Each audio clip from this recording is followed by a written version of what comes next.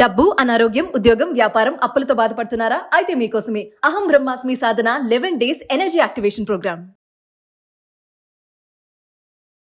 నమస్తే రమ్మగారు. నమస్తే చేయ. మంచి చందమామ కథ ఒకటి చెప్పండి. చెప్దాం. పూర్వం అట కౌశాంబి నగరంలో ధర్మగుప్తుడు అనే ఒక ఆయన, విద్యుల్లేఖ అని ఆయన భార్య ఉండేవాళ్ళు. వీళ్ళు వైశ్యులట. వ్యాపారంలో బాగా దెబ్బతినేశారు. సంతానం పుట్టిపోయింది, పిల్లలు కలగల, మళ్ళీ పిల్లలు పుట్టినా పోయారు. వ్యాపారం దెబ్బతిన్నది, ఓడలు ఎక్కడో మునిగిపోయినాయి. ఏ ప్రయత్నం చేసినా పోతూ ఉందట, ఎప్పుడు పోవటమే. పిసికిపోయారట వాళ్ళు. ఉన్న కొద్దిపాటి ఇల్లు వాకిలి ఆస్తిపాస్తి దానం చేసేసారట.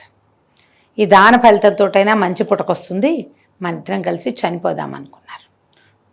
అనుకొని ఒక చెరువు గట్టు మీద చితి పేర్చుకున్నారట. చితి పేర్చుకుని భార్యాభర్త చితెక్కిపోదాం అనుకున్నారు. అయితే ఏమైంది, చెరువు గట్టు మీద ఉన్నారు కాదు, అక్కడ ఒక చెట్టు మీద హంసలు కూర్చుని ఉన్నాయట 2. అవి ఈ మనుషుల కదలికని గమనించి వీళ్ళు వచ్చి కర్రలు తేవటం, అన్నీ పేర్చడం, వీళ్ళకిసే చూస్తున్నాయట. తమనే చూస్తున్న ఆ 2 హంసల్ని చూస్తూ ఈ విద్యుల్లేఖ, ఈ ధర్మగుప్తుడు అని ఆయన ఇద్దరు చితెక్కి పోయారు. అయితే ఈ మరణ సమయంలో ఆ హంసల వైపు చూస్తుంటే కలిగిన సంతోషం వల్ల వాటికేసే చూస్తూ ఈ కాలిన బాధలు తెలియకుండా మరణించారు. కానీ హంసల వైపు చూస్తూ మరణించడం వల్ల హంసలుగా పుట్టారట వాళ్ళు. ఇద్దరు కలిసే పుట్టారు, ఒక చోటే పుట్టారు. ఒక హంస, ఆడహంస ఇవి కలిసే ఉండేవి. అయితే ఇవి ఎక్కడ పుట్టాయి, ఏ చెరువులో అయితే వీళ్ళు చనిపోయారో ఆ చెరువులోనే ఒక జంట హంసలుగా జన్మించాయి. 2 వేరు హంసలకి పుట్టినా కూడా ఇవి 2 చిన్నప్పటి నుంచి కలిసి ఉండేవి. వర్షాకాలం వచ్చిందట. మామూలుగా వానాకాలం రాగానే హంసలు చెరువు వదిలేసి చెట్టు ఎక్కుతాయి. అక్కడ ఒక ఖర్జూరపు చెట్టు ఉందట. ఆ చెట్టు మీద కాపురం పెట్టుకున్నాయి. హంస, హంసిని 2. హంసిని పేరు చూసావా ఎంత బాగుందో. హంసిని అమ్మవారి పేరు, లలితా సహస్రనామాల్లో ఉంటుంది. అయితే ఈ 2 ఆ చెట్టు మీద కాపురం ఉంటాయి. ఒకనాడు ఏమైందట, మొగ హంస ఇంటి దగ్గర ఉంది, ఈ ఆడహంస ఎక్కడికో వెళ్ళింది. మామూలుగా గుడ్లు పెట్టి ఉంటాయి, బహుశా గుడ్లు పెడితే మొగహంస కాపలా ఉంటే ఆడహంస వెళ్తుంది, ఆడహంస కాపలా ఉంటే మొగహంస వెళ్తుంది. అట్లా ఉంటుంది. కాసేపు తిరిగి రావాలి కదా, దానికి రెక్కలు అవి కొంచెం విప్పార్చుకుని ఉండాలి. ఆ లోపల మొగది కూర్చుంటుంది అనమాట గుడ్ల మీద. అలా జరిగి ఉంటుంది బహుశా. ఈ ఆడహంస ఎక్కడికో ఎగిరి వెళ్ళింది. వెళ్తే ఒక వేటగాడికి కనపడింది. ఓకే, ఎంత అందంగా ఉంది, అందమైన హంస. అందుకని వీడేం చేశాడు, బాణం వేసి కొట్టేశాడు. హంస కాస్త చచ్చిపడింది కింద. ఈ హంసిని చచ్చిపోతే అతను దాన్ని మెడపట్టుకుని కర్రకు వేళ్లాడేసుకుని తీసుకెళ్తున్నాడు. వెళ్తూ ఉండేసరికి ఏమైంది, అక్కడ ఏవో కనపడ్డాయి. ఈ వేటగాడు ఏమైనా కొత్త వేటాడుతూ ఉంటాడు. వీడి లాంటి వాళ్ళదే కొంత సమూహం కూడా కనిపించింది. వీడు ఇంటికి వెళ్ళి ఈ అందమైన హంస చక్కగా ఉంటుంది, అంత తెల్లగా అందంగా ఉంటుంది కదా, కాల్చుకుని తినాలనుకున్నాడు. దాని మాంసం రుచిగా ఉంటుంది. వీళ్ళు ఎవరైనా చూస్తే ఈ హంసని ఎజ్జేసేస్తారని ఆ హంసను ఏం చేసేట, ఆ పక్కనున్న పొదలో దాచిపెట్టాడు. దాచిపెట్టి ఈ చెరువుగట్టు మీద, ఒక చెరువుగట్టు మీద చేపలు అవి పడుతూ ఉంటే అక్కడికి వెళ్ళాడు. చేపలు పట్టే వాళ్ళేమో చేపలు పుచ్చుకుపోయారు.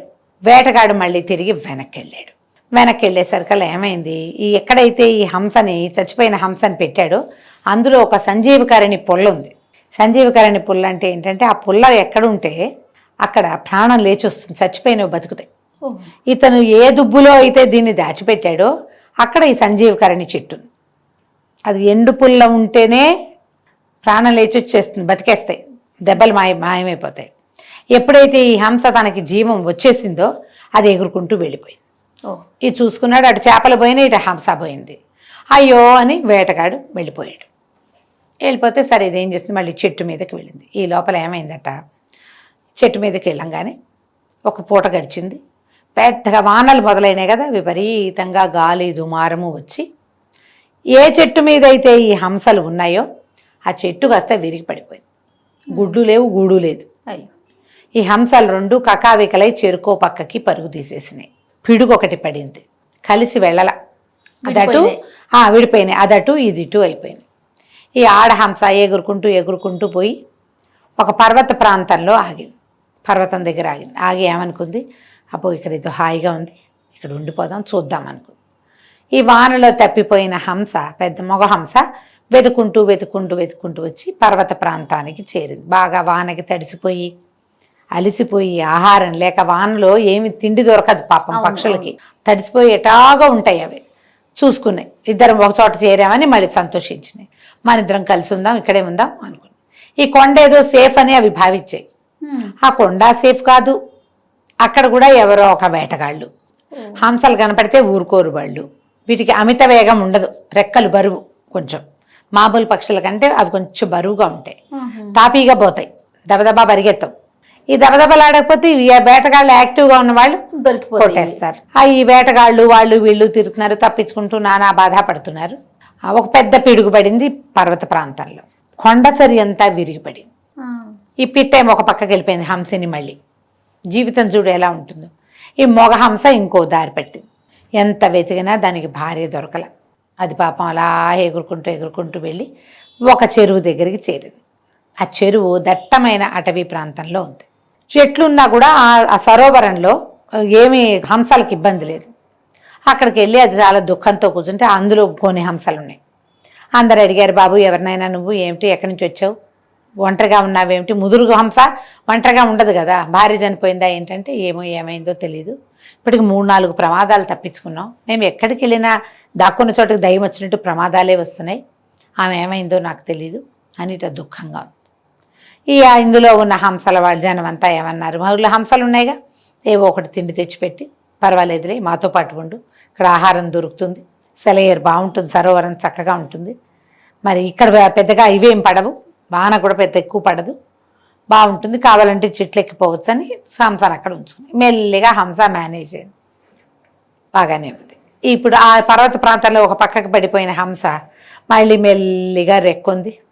నిదానంగా కొంచెం వానలు తగ్గాక ఆరోగ్యం కుదుటపడింది, ఆహారం తీసుకోవటం మొదలుపెట్టింది. భర్త ఎక్కడున్నాడా అని వెతకడం మొదలుపెట్టింది. ఇక వెతికింది వెతికింది వెతికింది, ఎంత వెతికినా దానికి దొరకల.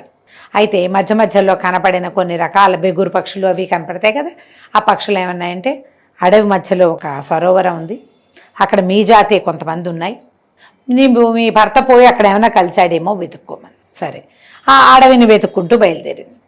వీళ్ళు ఇక్కడ చేరాడు కదా ఈ మొగహంస, ఇక్కడ ఒక కొత్త ప్రాబ్లం వచ్చింది. ఆ ప్రాంతంలో వేటాడడానికి వచ్చిన ఒక రాజుగారితో పాటు వచ్చిన కొంతమంది వేటగాళ్ళు ఈ చెరువులో బోల్డ్ అనే హంసలు ఉన్నాయి, హంసల మాంసం రుచిగా ఉంటుంది, డక్ వాతు మాంసం రుచిగా ఉంటుందంటారు, దానిలో పెద్ద జాతి కదా ఇవి. వాళ్ళు ఏం చేశారు, చెరువు పక్కనే ఒక సన్నటి వల అల్లేసి వెళ్ళిపోయారు. ఇది ఆకుపచ్చ మొక్కల్లో ఆ వల కలిసిపోయింది. ఈ మొత్తం హంసలన్నీ చెరువులో నుంచి బయటకు వచ్చి చక్కగా వలలో ఇరుక్కున్నాయి. మొత్తం హంసలన్నీ వలలోనే ఉన్నాయి. వీళ్ళు వలలో ఇవాళ పొద్దున చిక్కుకుంటే సాయంత్రానికి ఈ హంసిని అక్కడికి వచ్చింది.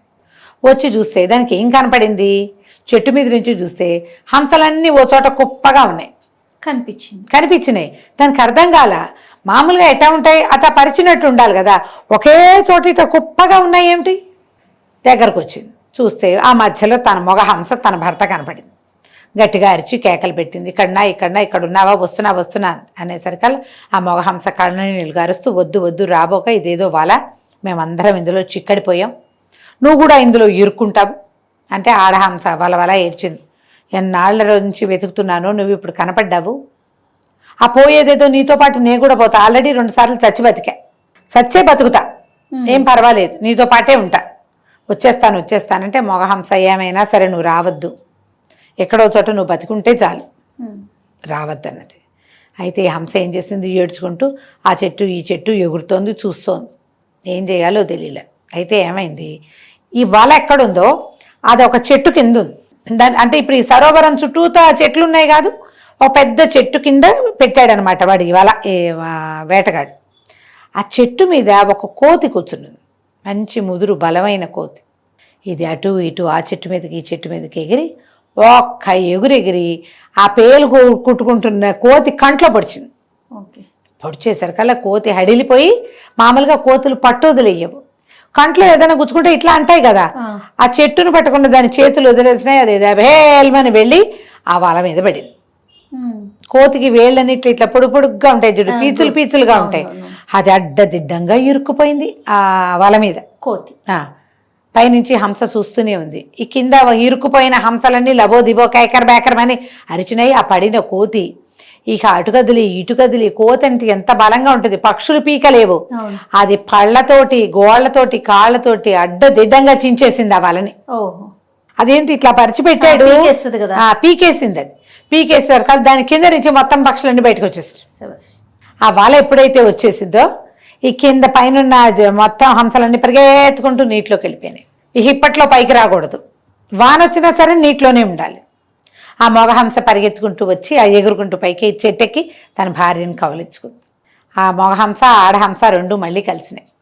ఆ చెరువులో ఉన్న హంసలనే, బాబు నీవు ఎక్కడ వాడివో బంగారు కొండవి, నువ్వు వచ్చావు కాబట్టి మీ ఆవిడ వచ్చింది, అది వచ్చింది కాబట్టి ఈ కోతిని కొట్టింది, లేకపోతే దొరికేవాళ్ళం అందరం ఒక్క దెబ్బకి చచ్చిపోయేవాళ్ళం. ముందంతా నువ్వు రావటం మాకు మంచిది కాదేమోనని మేము అనుకున్నాము, కానీ నువ్వు రావటం వల్ల ఇవాళ మేము బతికాము. నువ్వు ఉన్నా లేకపోయినా వాళ్ళొచ్చేది ఖచ్చితంగా. నువ్వు మాకు చెడ్డ శకునానివి కాదు, నువ్వు రావటమే మంచిదైంది. నీ భార్యకి ఈ తెలివితేటలు ఉన్నాయి కాబట్టి, ఎందుకంటే ఇప్పటికి ఎన్నిసార్లు అయినా మళ్ళీ కలుసుకుంటున్నారు వాళ్ళు. తర్వాత ఎంతో కాలం ఆ సరోవరం దగ్గరే ఉండి గుడ్లు పెట్టి సంసారాన్ని వృద్ధి చేసుకుని హంసలుగా మరణించి ఇతరులకి సహాయం చేసిన కారణం చేత ఒక సంపన్న గృహంలో భార్యాభర్తలుగా మళ్ళీ పుట్టారు వీళ్ళు. కష్టాలు చూడండి, ఎవరికైనా వస్తాయి కదమ్మా, అది మనుషులకి రావా ఇవి? ఖచ్చితంగా. మనం ఇలాగే నానా తంటాలు పడుతున్న వాళ్ళని చూడం, మనం 100% సహాయం చేసే గుణము, ఒకరితో ఒకరు కలిసి ఉండాలనే లక్షణము పోగొట్టుకోకుండా ఉంటే చివరికి మంచిదే జరుగుతుంది. ఈ కథలన్నీ అందుకే చెప్తారు. చాలా చాలా బాగుంది కదా. నమస్తే. నమస్తే జయ.